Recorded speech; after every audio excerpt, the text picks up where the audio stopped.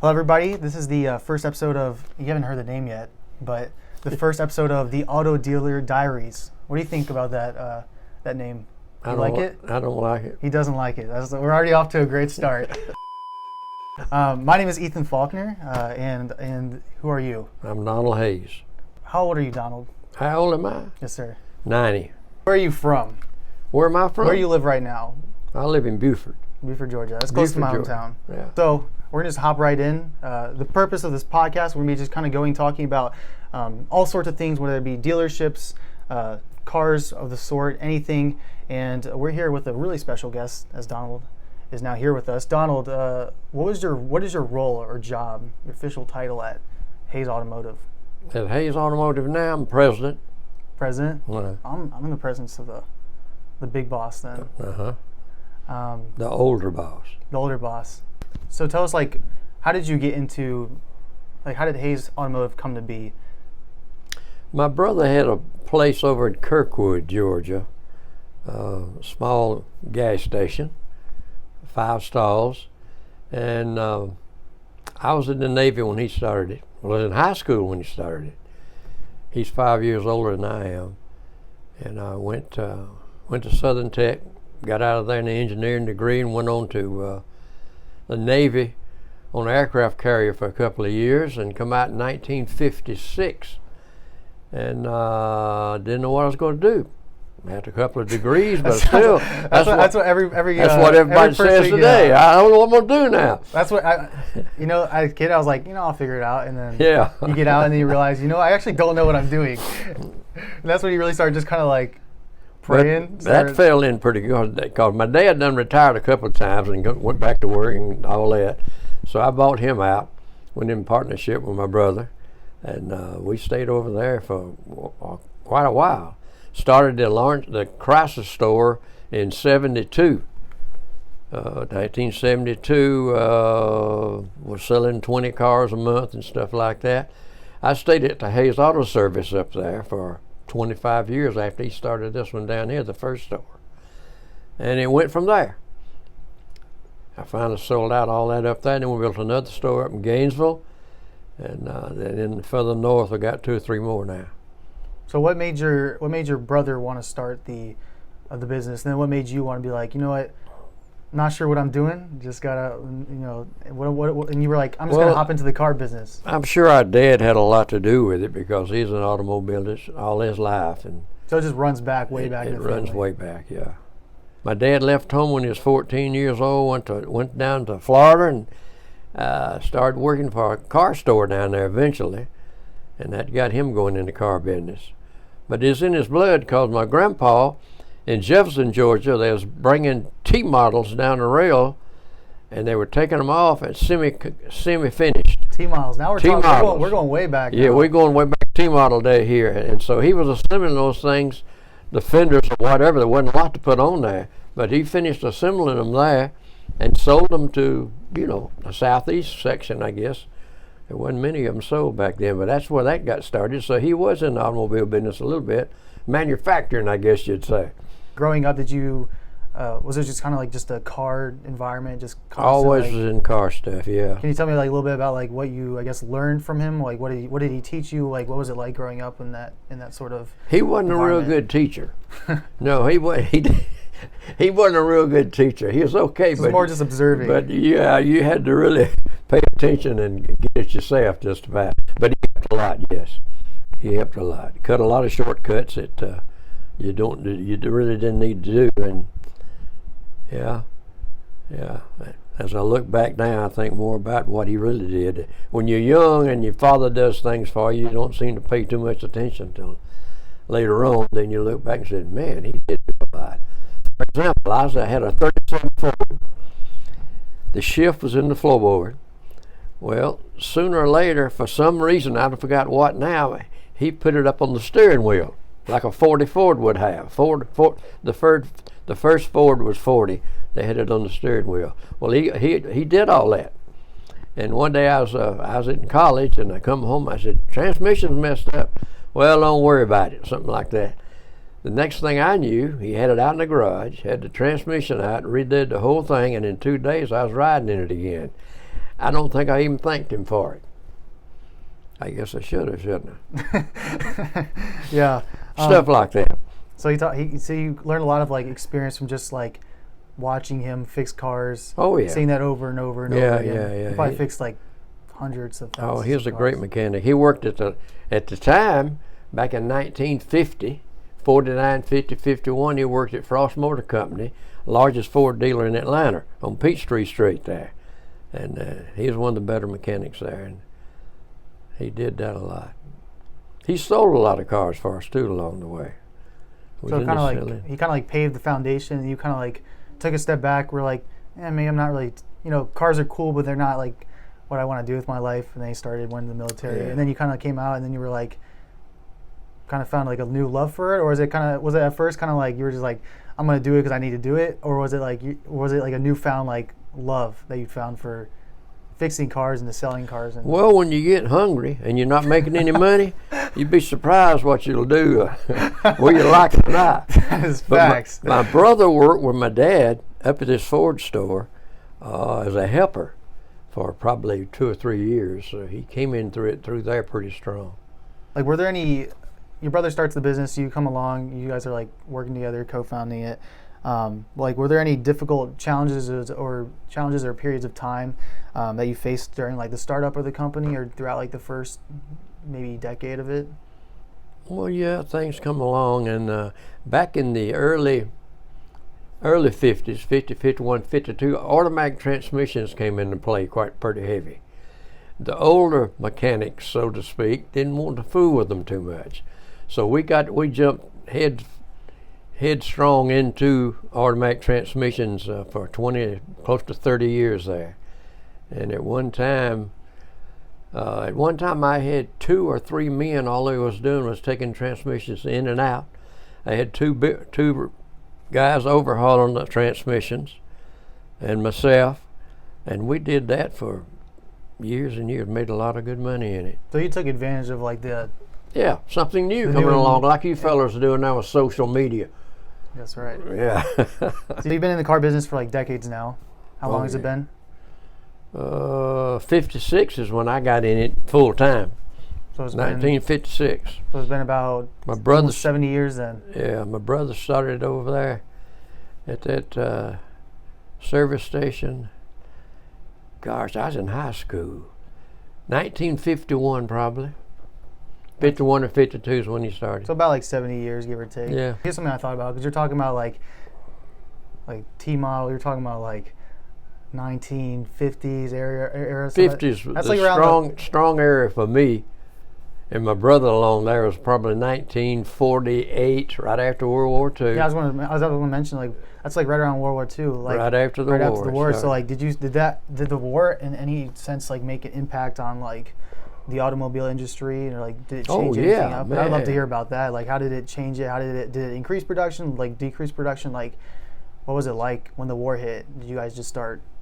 Well, there was no cars to start with, and they was fixing anything that's fixable. I remember watching one of the body men in the body shop up at that Ford store. He worked on a right front fender for a 40 Ford. I'll bet you he worked on that thing for a week, trying to get it straight, and smooth it down. And there wasn't no Bondo back then. It's lead. You heated the lead up and you smoothed it on there, and then you got your files out and started grinding it. But you couldn't buy even a fender. You couldn't buy anything. Cars was precious. So like rare commodity. So you basically had to build everything yourself. Yeah. Dad got he worked up there, so he put his name in for a new one. The first new ones come out was 1946. And I won't forget it. He got a 1946 four-door Mourant. How you say that? Red car. Yeah. Red car. And that was something. He drove that thing for probably 6 months and sold it for a whole lot more than what he paid for it. And it stayed like that for 4 or 5 years. Cars was in high demand. So supply and demand still works. It works today, and it'll be working tomorrow. But World War II And Just that booming. knocked everything out. You didn't have any ball games. You didn't have anything but just everybody working production. That's where all the women started making money for us. How many cars do you think that you've worked on the last 7 years? Thousands. Yeah. What's been your favorite car to work on over the last 70 years? Well, in the transmission end of it, way back now, the 50s and 60s and the 70s, it'll be a General Motors. Any specific, like? Well, General Motors had 72% of the market in the United States for years right along there.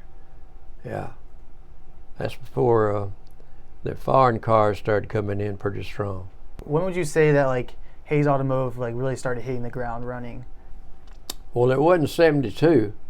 1972, I remember one time we had, and back then it don't sound like a lot now, we had 30 or 40 Plymouth Furies sitting out there, and it had a hard time selling them. That was some of the low times right there. When we first got into the retail new car business, 71, 72, it was pretty rough for a few years. So were you focusing mainly before that on like used cars, and then you eventually A lot started? of used cars was going on, yeah.